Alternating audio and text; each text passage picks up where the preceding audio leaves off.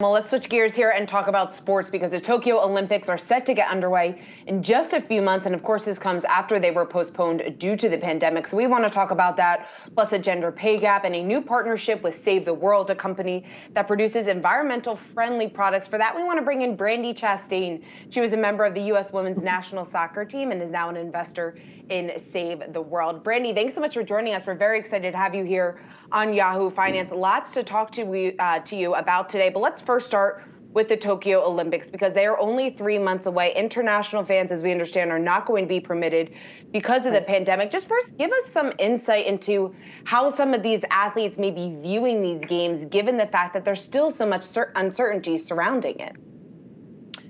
Well, I think as the athletes go, our responsibility is to prepare as best as we can to be ready once the games begin.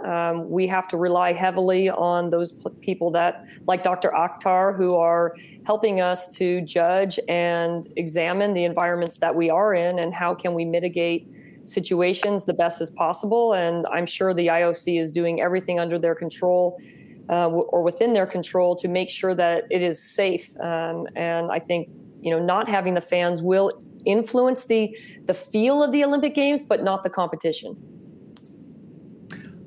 When we talk about amateur athletes and Olympians, and they're not doing it for the money, they're doing it for the love of the sport.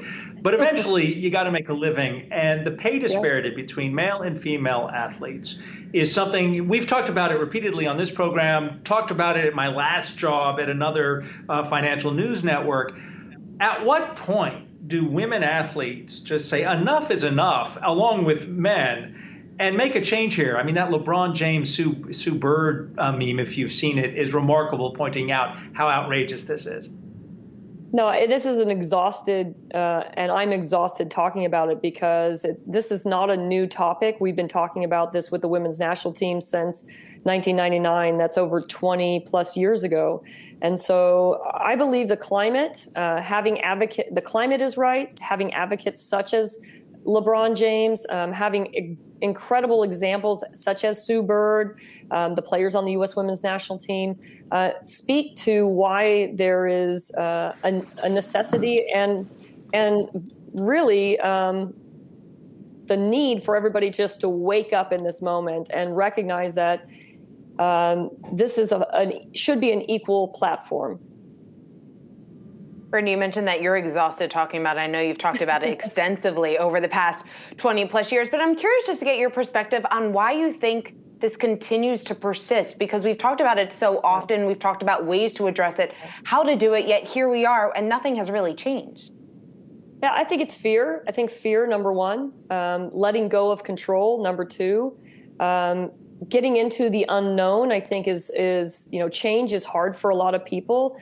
I love change. I think change is probably what gives life its vitality and the fun, because like soccer for me, I love the game because it's never going to be played the same twice. And even within the game, there will be need for agility and flexibility, and there will be some disappointment, but then there'll be some discovery. And so I think, when you're in charge, it's really hard to relinquish that.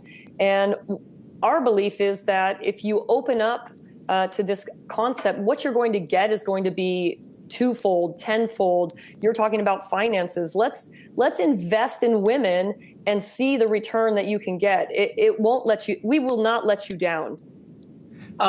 I want to talk to you about Save the World products as well as that iconic image of you and NFT. But very quickly, what should we, as the people who buy tickets, what can we do to put an end to this issue we've been talking about? Should we stop buying an NBA ticket until the teams come out and insist on equity and pay?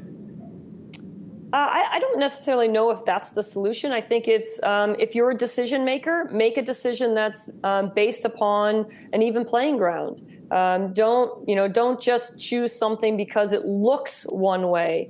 I think be open to making decisions that maybe go against the trend, maybe find ways that you can elevate women in your corporation.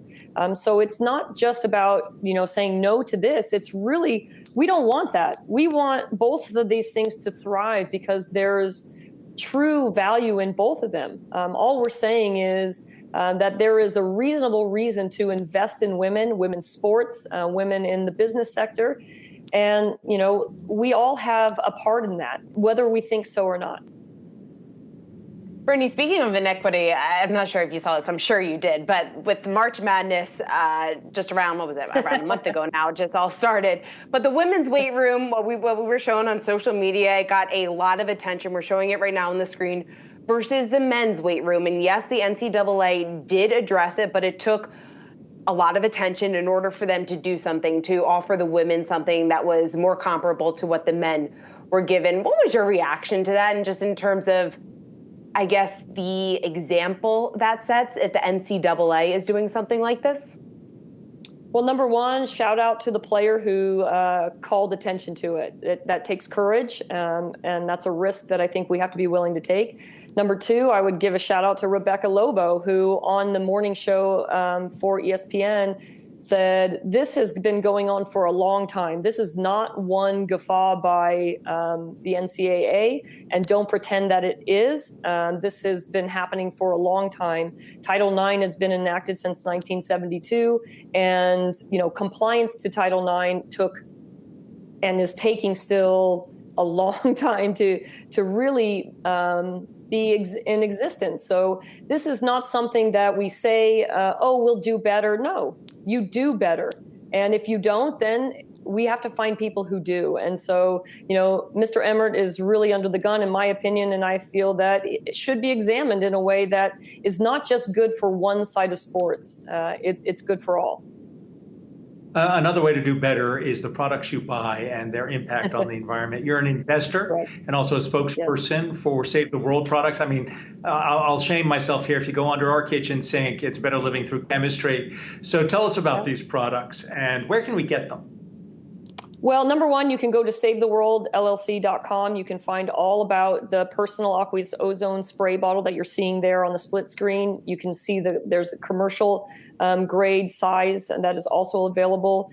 What we're saying is there's alternatives that are not harmful, that have been proven for 100 years.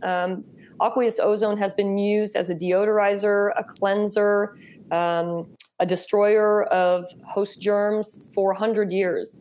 And all it takes is water. It's air, electricity, water, all coming together through this bottle that now create an opportunity to cleanse surfaces, as you're seeing. But you can take it anywhere. I'm a mom, I'm a coach. I work with a startup in the hospitality space, City Cheers. We go into restaurants and bars. And really, for all of us, and to Dr. Akhtar's point, what can we as individuals do to make spaces, places better for all? And for me, when I saw this Save the World and my friend Marcy Weiss came to me and said, hey, I'd like you to get involved, it made perfect sense to me. I want to do my part. And joining Save the World has really been, I think, a way that I can endeavor into something that really goes across a lot of different platforms. Brandi, we certainly know what attracted you to this brand after that answer. But when you are making these partnerships, or if you are investing in various companies, I'm curious just what your criteria is and how you're identifying attractive opportunities.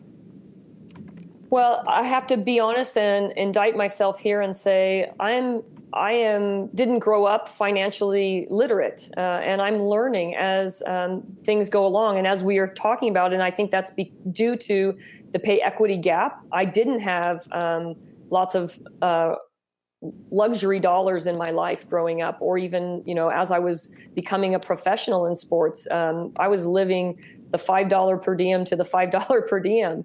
And so I'm learning a lot of things. And one part, obviously, is things that bring me joy. But then I think there's things that really influence the greater good, right?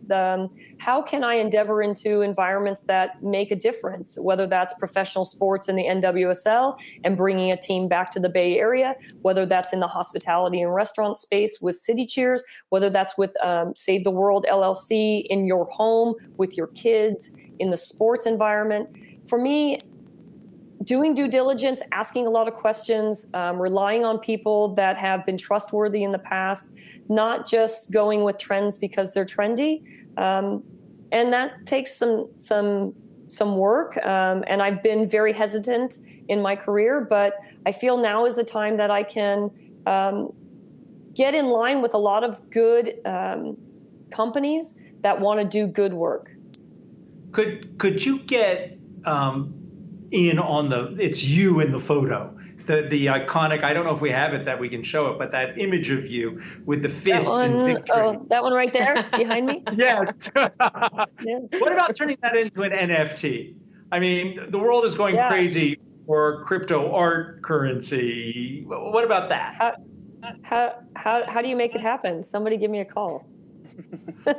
We'll talk about it. I think there is a way to do it. This might be a good project for us. I'm going to mention it to our social team, and maybe we can make this happen and see what kind of auction we get. An NFT, the Brandi Chastain photo, because we'll just pull it digital. I think we'd have the license.